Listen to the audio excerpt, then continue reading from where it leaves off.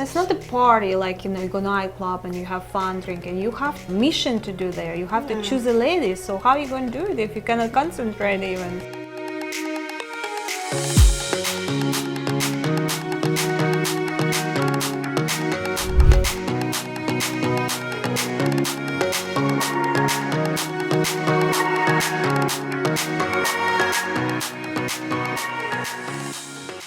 Well, like I was saying before, it was really simple. I said, "Would you like to do something?" And so we agreed to meet the next day at about at 11. She left work for half the day and then went back to work. And we walked, and she asked my religion. I said I was Catholic, so she took me to the Catholic church, which was right behind actually the hotel, and then.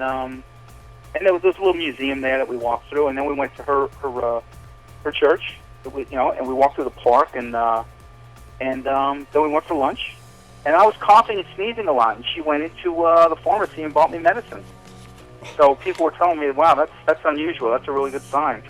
and that was it. It's just like I said, and that was the date. It was no. It was 5 or 6 hours, but there was no pressure. Half of it was, 2/3 of it was just talking and walking, through the park and over by the big Lenin statue and all close to the river. It was just low key, simplified things that really don't seem to go on as much over here in the States, I would say.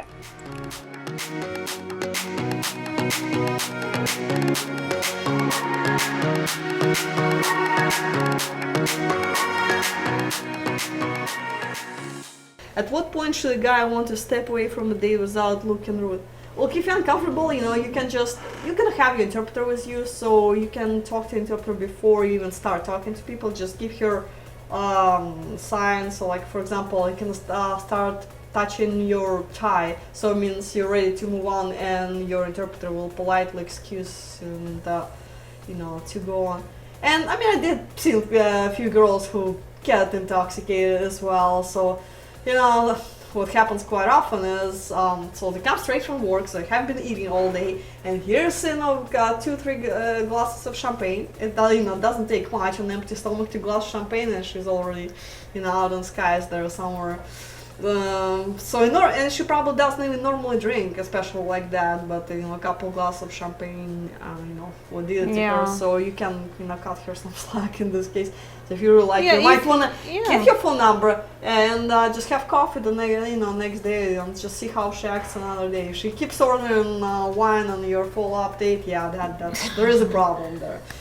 So just use your best judgment, I guess. And as a guy who doesn't drink, and come to find out a girl does on a date, you don't have to drink, just let her order her wine. I've always in the past excused myself and finding that out without wasting it. But again, I don't see you don't drink, fine, nobody's gonna be pouring vodka down your throat, but if she has a glass of wine with the dinner, I don't see how that's a deal breaker.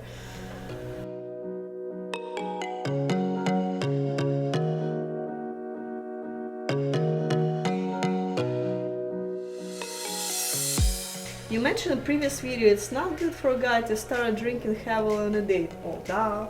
I mean, you guys need to stay focused. You need to go and around. The brass, the beer brass. Nothing can be more exciting than the beer brass straight to your face. It's not a party like you go nightclub and you have fun drinking. You have a mission to do there. You have to choose a lady. So how are you going to do it if you cannot concentrate even? So college bachelor's party. A glass of champagne or 2, I think that's pretty enough.